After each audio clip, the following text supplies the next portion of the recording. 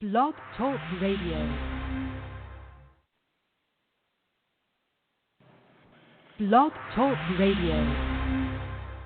Welcome to part 2 of The Hidden World. This is Logan from the future, and I am soon going to be joined once again by Mark Wren. He asked me what I think of Bill de Blasio, our new New York mayor. Now, of course, this is all surface talk. Obviously, Bill de Blasio will have virtually no power given the hidden world. We have two kinds of hidden worlds, of course. There's the positive one, and then there's the negative one. And so far, it's very nice to talk about the sinister forces in the hidden world. But obviously, there's a current of harmony running through the universe, and it tends to go against these people. And my feeling is that we, the downtrodden, must figure the only way that we are going to resist this is to immortalize ourselves, to make ourselves stay as young as possible to outlive these bastards. And these bastards can't last a century, I'll tell you that right now, not given the way that they're acting.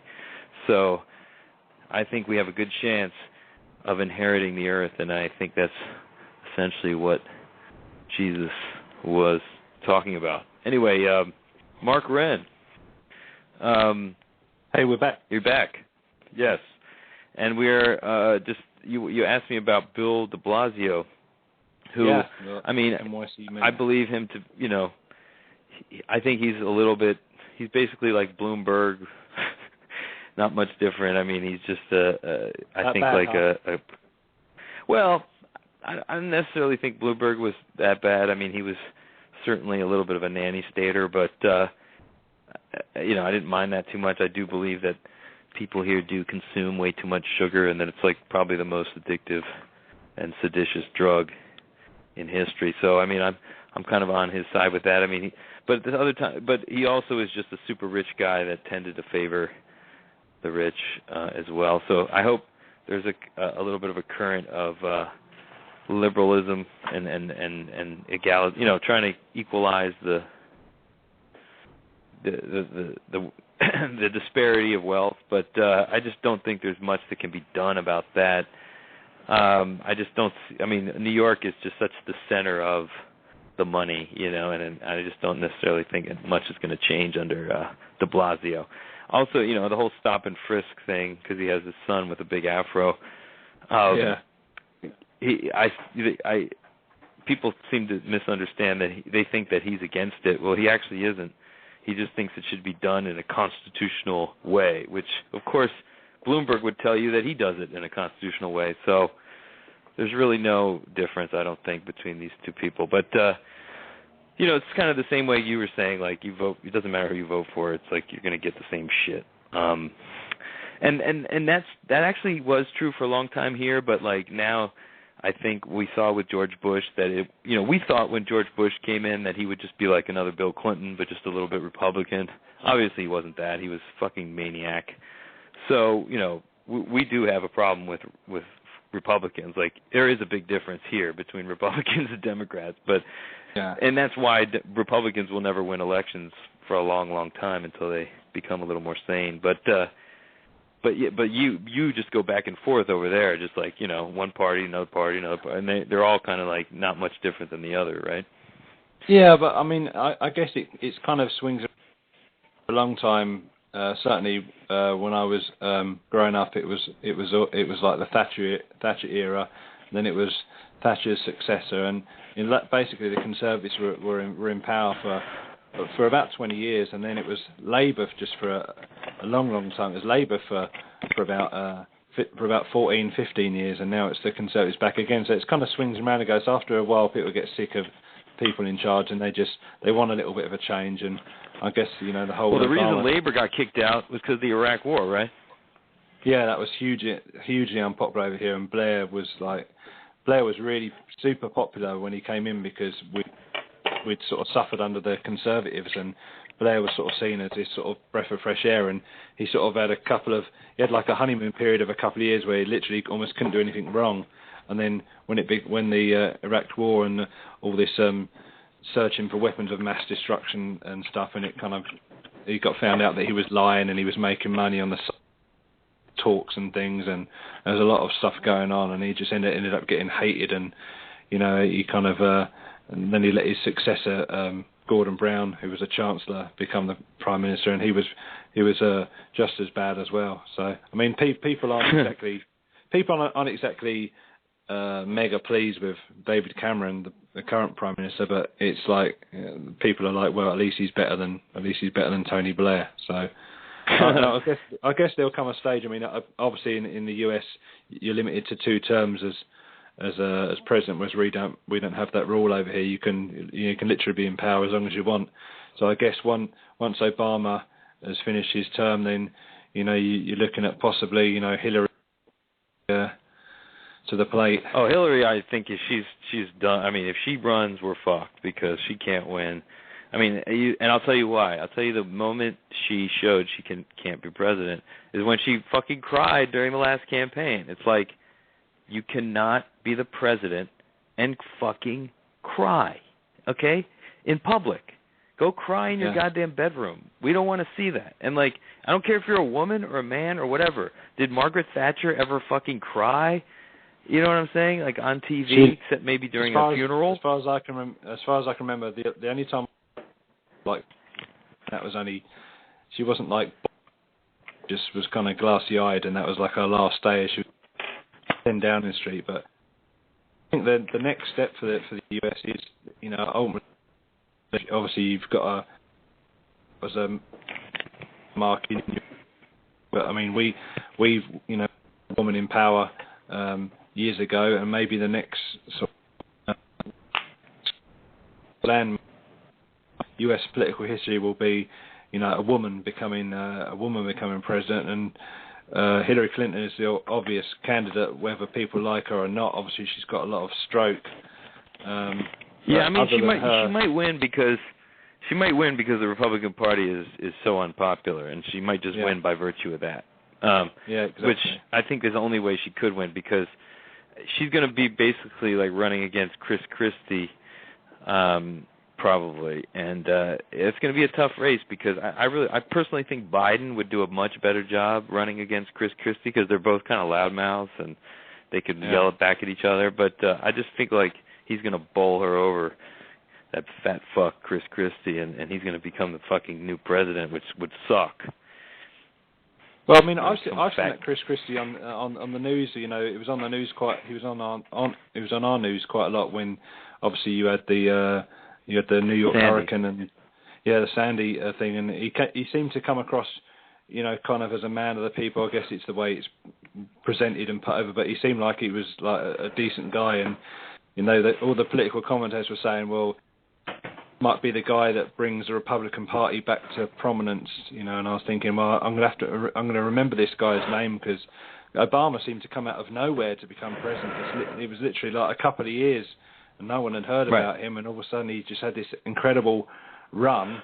Whether it's being pushed by the people that the political interests and corporate interests that pushed him to where he was, but he came out of nowhere because no one had even heard of him. Normally in politics, you look at governments and you can see people rise up through the ranks. You can see them becoming, secretary of a certain department or head of a certain department, and you think, well, they're making their way up from these junior positions up through the ranks, and you think, well, ultimately they're going to probably going to be president or prime minister. But Obama seemed to sort of come from nowhere, and it's difficult to sort of see on the US kind of landscape where the next kind of big kind of political powers are going to be.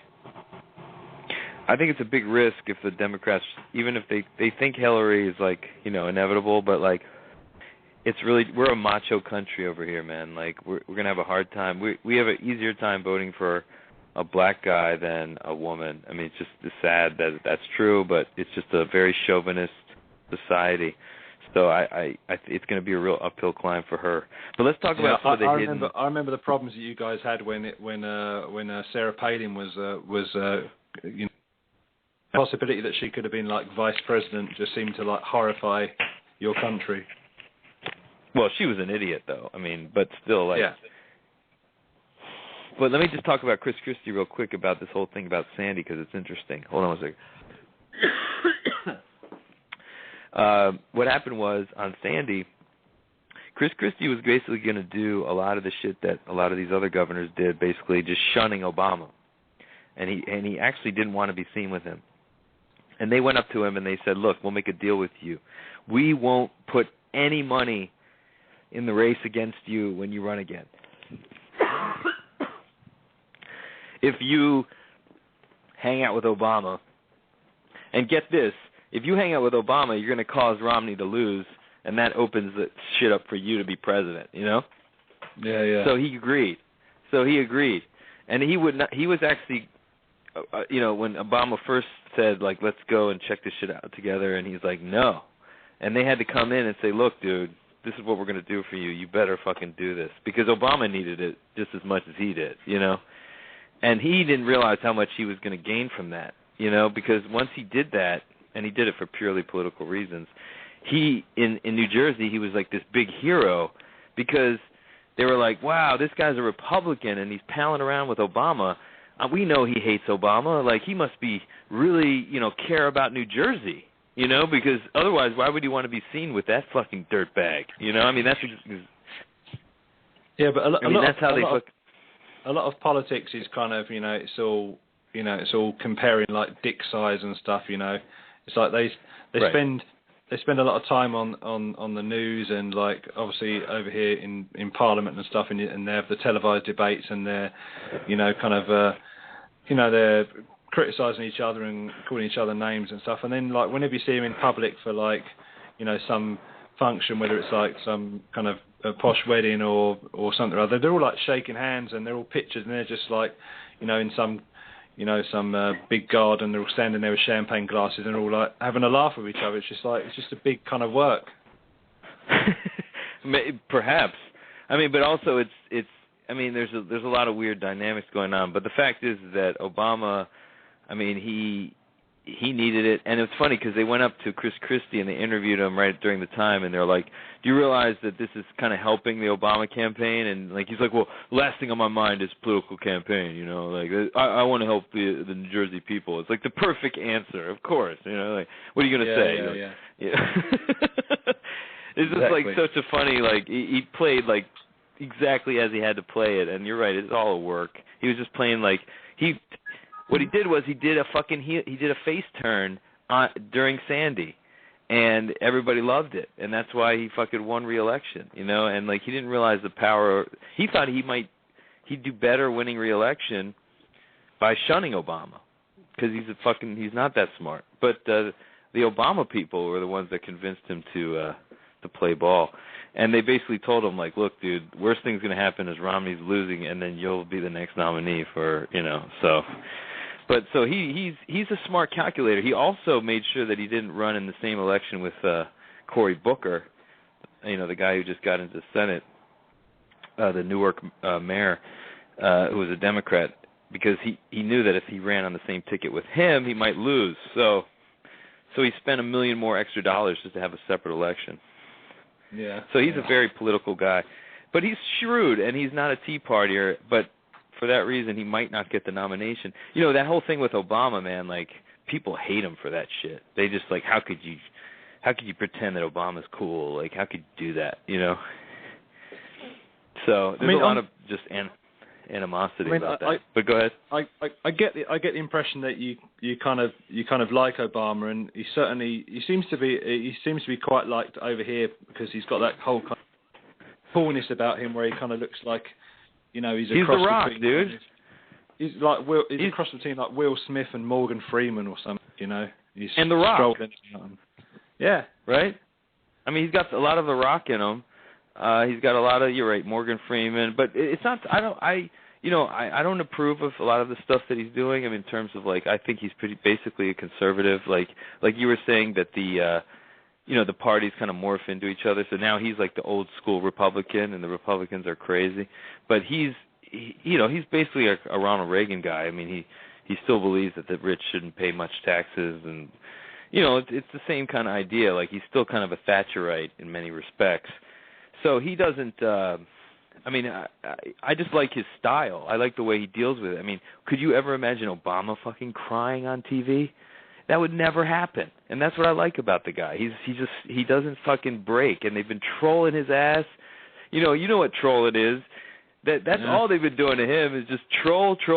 Like, since the day he came out, and he hasn't broke. He didn't flinch once. So that's what I admire about him. But his policies, I mean, there's some of them that are really bad, obviously.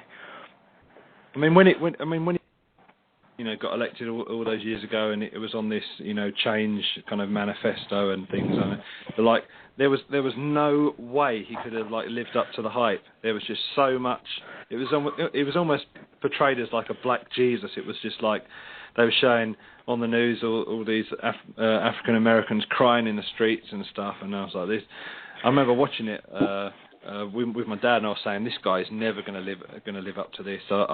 In fact, I bet he'll probably flop as a president. And I think on the whole, the kind of jury is a little bit out. But I think the only kind of things that people are kind of remembering about his presidency is that Bin Laden, kind of under his watch, and just a lot of other, this shutdown stuff recently, and it's just.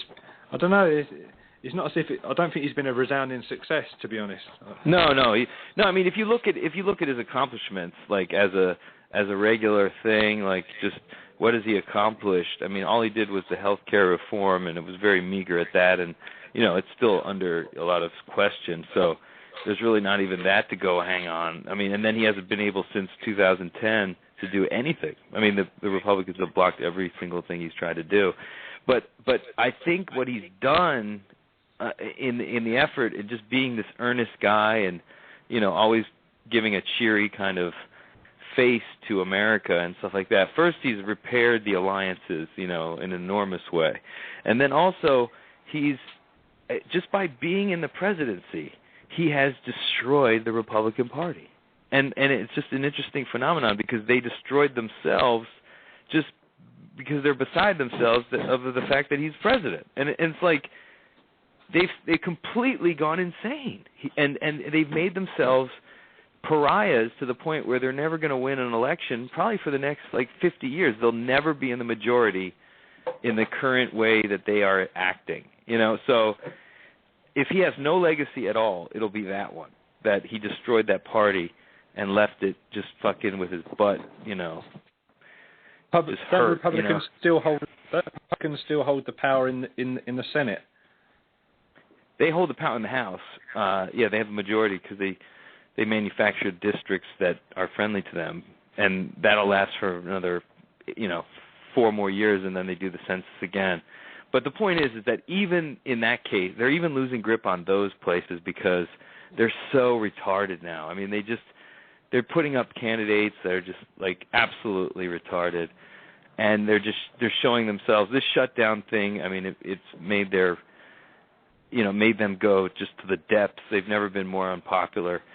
They're going to have a hard time winning the House in this next coming up election. In fact, I have a board. I'm going to leave the board if they don't. But if they win, I mean, Bush ultimately did. Bush and his cronies did so much damage, and That's one, and now but in the face of Obama, they've been trolling him so hard they've become like Rover. You know what I'm saying? I mean, they're completely hated for their trolling. I mean, they did fuck up Obama. Make no mistake, they stopped him from having a successful presidency. There's no question about that. But they also destroyed themselves in the process. So, I mean, it's a good trade-off, I think. Because guess what? Yeah. Obama wasn't going to do that great stuff anyway. Obama was going to do a lot of neoliberal shit, streamlined government bullshit. He was going to do a lot of Clinton-type stuff, which probably wouldn't have been good. A lot of free trade agreements, more outsourcing, So, that he could.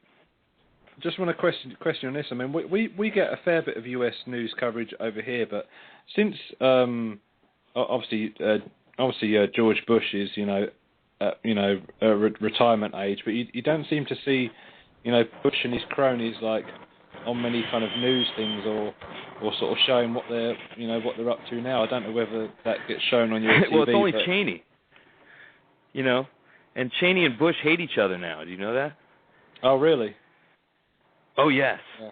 They fucking hate each other now. Ever since that Scooter Libby shit, that Bush wouldn't pardon him after he got arrested, after he got convicted of perjury, he lost his legal practice. That was Cheney's right-hand man, and that guy was lying for Cheney when he committed perjury, and Cheney, prevailed upon Bush to pardon him, and Bush said no, and that caused basically a huge rift, and they don't even speak.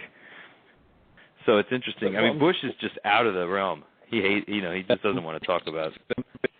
When Bush was in power, you'd always see Bush on TV, and Rumsfeld and Cheney and Condoleezza Rice and Colin Powell and all these people, and it's kind of like Ric Flair and Arn Anderson, Never see them on. You'd never see them.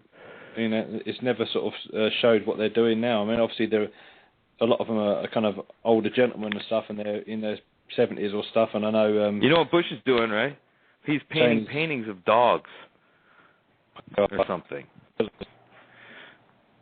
I can imagine Bush kind of kicking around his ranch and going hunting and things and that sort of stuff. And yeah, he was a perfect puppet, man. He didn't give a shit. In their life where they're probably all writing books, they're all writing their memoirs, and they're all they're all probably trying to cover their tracks because when they pass on, they want history to kind of treat them kindly. Yeah. So they're probably just covering their tracks a lot because I think history is not going to be very kind on Bush at all, and of course not. It's crazy because Americans that I spoke to in the States myself, a few of them, I guess they must have been diehard Republicans, and they were saying they thought Bush did a really good job as president, and I said, well, he pretty much allowed the 9/11 attacks to happen, and they were like, no, I don't think so, and they said, well, nothing happened.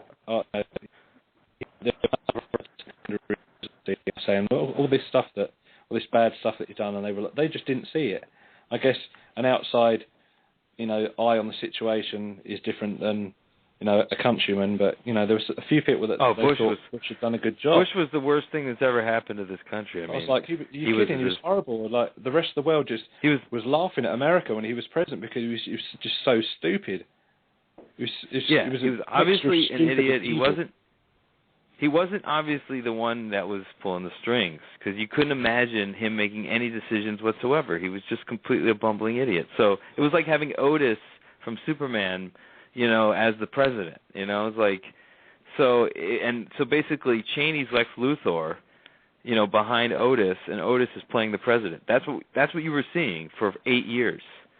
And I think that was the same. I think that was the same when Reagan was president. That George Bush Senior was. He was the Lex Luthor. Reagan was, and he was a decent guy. He was really dumb. He was a killer, but he was not as bad as Cheney. He was a little bit more decent, and but he actually, what am I saying? He tried to have Reagan killed. So I'm pretty sure he organized that hit. Yeah, they're right? friends. Come on. They're friends with the family. Yeah, like dinner with Hinckley's the night before or something. My understanding, though, and also he was in Dallas when Kennedy was shot, but I guess that's just a coincidence. It's not been 100% confirmed, but it hasn't. No, there's been a lot of opinion in the sort of JFK sort of community that he was pictured sort of in the Dealey Plaza area because he was something to do with CIA operations. Back then, there are a few pictures where it does look like, it might actually be, George Bush. But apparently, he's been asked on a few occasions. Because one of the most famous historical things were, if you were alive at the time of the Kennedy murder, the question's always, where were you? JFK was. people Right. can always remember. It's just like, if I said to you, where were you when you heard about 9/11, you would be able to tell me, right? I mean, I would be able to tell you. But apparently Bush is like giving about confused or he's lying or whatever. Wait, he's given 3 what? Like they've said to him, like, I was having dinner with someone, but been like, he was there. It's always been like different versions of stories of he can't be in 3 places at once. He just keeps changing his story. Bush Senior? Bush Senior. Yeah. That's interesting. Well, we'll have to delve more into that on the next show, dude, because we're like almost out of time here again. But I think we had a good discussion here, and we can continue from this. This is the hidden world, dude. So, hoping on one of our future shows, maybe next week or the week after, as it approaches the 50th anniversary of the Kennedy assassination. I'm hoping I've made a good contact on Twitter, and it's an ex LAPD detective, homicide detective, and he's in the process of writing a book which is due within the next month or so about the Kennedy assassination, and I'm hoping to get this gentleman on our show to give his overview of the Kennedy assassination. If I can get this good, man. guy on board, that should be a heck of a show. That sounds awesome, man. And in fact, that kind of spurs in me like an idea that I would imagine that a lot of people are going to be trying to sell these Kennedy books for Christmas. It's going to be a big gift item. So I'm going to try to get with. Yeah, so many books that are coming out now. There's so many books that are coming out now, and in the there's more info that's been uncovered. That's why, right? There's going to be a lot of media. There's more stuff that's been declassified, right? Yeah, but the stuff that has the files and stuff that have been released and stuff went under freedom of information. Like when you actually see the files, they're like redacted. Yeah, redacted. You can't make sense of anything. So they're releasing all these files, but they're of no research value because they don't show anything. Everything is blacked out, and it's just a complete cover up, basically. Right. All right. Well, we'll fucking look forward to that, man. Thanks a lot. Okay. We'll be in touch. Peace. Peace. Peace.